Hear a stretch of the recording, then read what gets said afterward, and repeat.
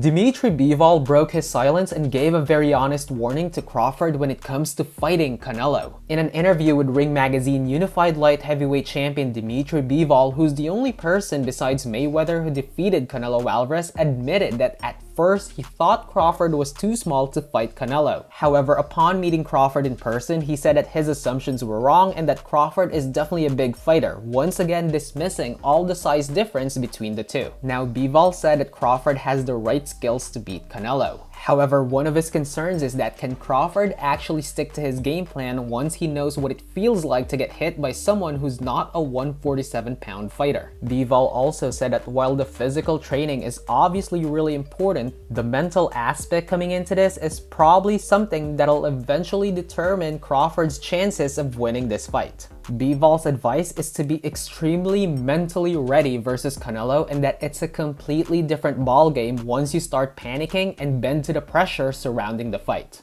Basically, it doesn't matter how strong you are. Once you're lost in the sauce, then you're done. Now, Bivol suggested that the reason why all of Canelo's previous opponents failed has nothing to do with their size or weight class, but rather it was due to all of them being too overwhelmed about this whole idea that they're fighting Canelo Alvarez to begin with. Bivol implied that the pressure of coming in knowing that you're fighting Canelo, especially in his own backyard surrounded with people cheering him on, is more than enough to mentally fold someone. Thus, mental preparations coming in is definitely a big factor Crawford needs to focus on. Bivol emphasized that a fighter can smell someone's fear and will use that to his advantage the moment they sense it.